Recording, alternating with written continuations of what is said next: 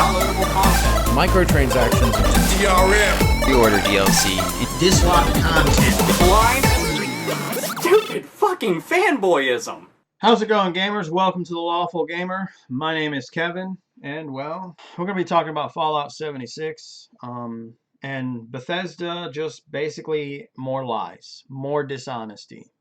This really shouldn't surprise us at this point in time in their history, because they've clearly shown that they don't care about the art that they create. And take note when I say this, I'm not referring to you, if you happen to be watching this, the developer, the graphic artist, the writer that happen to work at Bethesda. You are obligated to, unfortunately, work on these garbage games that are in no way, shape, or form what we would call a true video game or a true piece of art. Now, with that being said, I am going to be leaving tonight, for 4 days. So I will be recording another video and schedule that to come out approximately a day or two after this one. I'm also going to pre-record another video. It's just a basic update video talking about the name change, getting your thoughts and opinions on it. So if you're a subscriber, you can check that video out and give your thoughts and opinions on the new name, whether you like it, whether you don't like it. You'd rather me go back to the old one, whatever the case may be, all right? If enough people basically are like, go back to the old name, then I'll go back to the old name. Because I don't want to force another name change on you unless it's something you actually want. So, with that being said, let's jump into the nugget of this video. Y'all remember this tweet from Pete Hines, August 22nd, 2018. Not specifically this one, but this one that's partially highlighted. Yes, as we have said, there will be cosmetic ones, and you can buy any of it with in-game currency as well. All the DLC and new content will be free. The first problem that I have with this is you don't get a pat on the back for saying that all of these updates are going to be free. You're obligated to do that. You released a broken game. You released, I don't even want to call it art because that's a disgrace to art, any art form within of itself.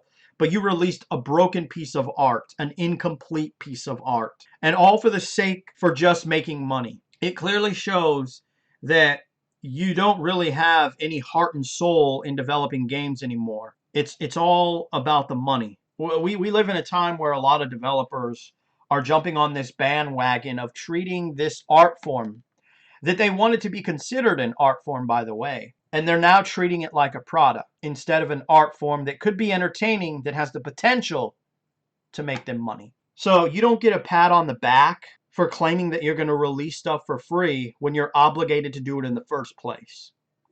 I really feel that developers and people on developing teams, regardless of what position they are in, they need to stop using this bullshit excuse, because you don't get a pat on the back for fixing your broken ass game and not making us pay for it. So here's another article from October 30th, 2018. This is all leading up to something that we're going to be talking about. That's why I'm kind of going over some old stuff. I think I already mentioned the date. If not, it was there. You could always pause. If you don't want to spend money in the Atomic Shop for cosmetic stuff, you don't have to. We give you a shitload of atoms just for playing the game. I am going to inherently pause and state that Ubisoft does the same thing. They don't give you a shitload, though I doubt that they give you a shitload either. Ubisoft gives you 200 hex, for example, when you play an Assassin's Creed game, specifically Origins and Odyssey. They give you 200 hex. It's basically enough to get what we would call common items that really amount to nothing. But the idea there is to give you an incentive in hopes that you'll go to the store, see if you could purchase anything, and when you notice that you can't, or you see something that's cool that you want, you'll pay money to buy more premium currency in order to get the cooler stuff. So once again, you don't get a pat on your back for maliciously deceiving gamers in an attempt to gain more money from them. Because that's what that is. You don't get a fucking pat on the back for that either. Hines said. He didn't say that. No, he didn't say that. All right, I said that. Folks that want to spend money on whatever the hell it is because they don't have enough atoms, they can. But it's not, I'm now better playing against other players because I spent money. It's not pay to win, and it's not loot crates. Now we're going to pause again because Once again, that's a load of shit. You have repair kits and a variety of other gameplay mechanic microtransactions. That's pay to win. It's irrelevant to what the mechanic is, it's pay to win. Whether it's single player, whether it's online. Which then jumps us to this video right here. And this is the reason why I'm showing this video, because we're on the same subject. The critics are wrong about Ghost Recon Breakpoint. Well, first and foremost, this guy is factually wrong. One being that it's not just critics, it's also gamers. And that's even outside of the context of the microtransactions.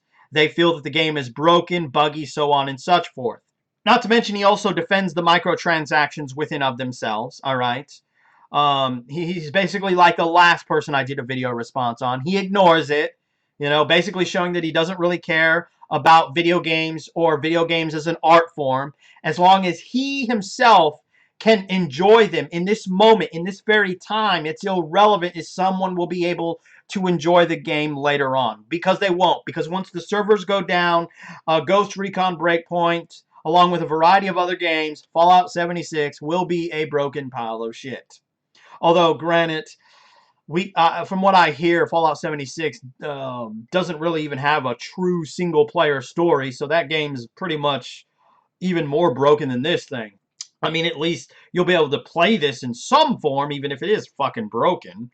Not that that's a good thing, because, like, again, art should not be sold to you incomplete, and art does not have literal accessories to the art. It's irrelevant if you can unlock those accessories by playing the game. So it is pay to win, which I will also put out there that they actually removed the ability to buy skill points, which is pay to win. Irrelevant if it's just for the single or online. And that's something that a lot of these gamers need to pull their head out of their ass and realize. Because it affects not just gaming, but the future of gaming and the gaming community as a whole. Gamers like this, solid Rev, really need to get off their high horse and actually start giving two shits about the future of gaming as a whole, and not just be selfish as long as it doesn't affect them here in the now. Let's continue, shall we? So this is the update that Bethesda decided to release. This is specific to the Wastelanders, the biggest free update yet. Once again, you don't get a pat on your back for doing the right thing, for doing what you're obligated to do, because you lied, bold-faced lied, blatantly lied, and now you're trying to fix the lies that you told. They're delaying it for approximately for the first quarter of next year, I guess. So that could be a good, that could be a bad thing. I mean, this is Bethesda. They've ultimately shown that they don't really care about video games as an art form. They don't really care about the fans, which, to me, why there are still fans playing this garbage game is beyond me, because you're now making yourself a part of the problem. All right, I get and understand that you put money into it, but at the same time, it's, you know, there comes a point where you just got to let it go. They're not in it for you. They're in it for them. That's what you need to get through your head, and you need to stop playing this game. Now let's jump down, and if you doubt that, well, let's just sit the fuck down. Here we go. This is specific to the Atoms and the Atomic Shop. Our approach to these items at launch was to keep them purely cosmetic, but after looking at all the data, it became clear that to consistently deliver content that keeps Fallout 76 fresh and exciting for all, we need to rethink our approach to the Atomic Shop. So they're admitting that, hey, yeah, we said only cosmetics only, but now we have to rethink what we're doing, because, well, we're not greedy enough. We're not making enough money from this game. We're not making enough money from the microtransactions to Blades, another game we lied about bold-facedly. We're going to have to add in game mechanics that you now have to pay for in terms of microtransactions, which they've already done anyway, so this really isn't anything that's actually fucking new to us. Well, we had many ideas on what to add to the Atomic Shop. One of the ways was the direct result of the community's feedback. They're being a little shady here, because if you go and you read people's feedback, they're wanting things, they're basically wanting it to not be grindy, all right? They want things to be in the game, not in the motherfucking Atomic Shop. That's the criticism that they've ultimately received. But Bethesda has ultimately seen this as, hey, add more shit that we have to pay for. We heard from many of you who wanted items with some real utility. Starting in April, we began adding items such as repair kits, scrap kits, the Calitron stations, and a working refrigerator. Once again, gamers were not requesting these to be microtransactions. They were requesting you to update the game itself. But no, instead, you decide to say, screw the art form, screw the fans, let's update our microtransactions instead. These have since become the most popular category in the Atomic Shop. I cannot inherently say whether that is true or not, but if you are a person who is playing Fallout 76 right here, right now, you are purchasing these microtransactions, cosmetic or otherwise, you are a part of the problem, and you're more than likely one of the people that were bitching and complaining, because that's what you are. You're no longer a game that's voicing your thoughts and concerns about a hobby that you're passionate about, because you can't be too fucking passionate about it if you continue to play this garbage game. Then you're ultimately part of the problem. You know, Bethesda has done nothing but lie. And you know, not even this. I mean, you can find other stuff that they lied about. The only reason why it became big is ironically because of Fallout 76. I mean, gamers are partially to blame because we continue to accept their laziness. We continue to accept their lies. There's plenty of other collector's editions that they lied about the quality of an item, where when you got it, it wasn't what was actually advertised.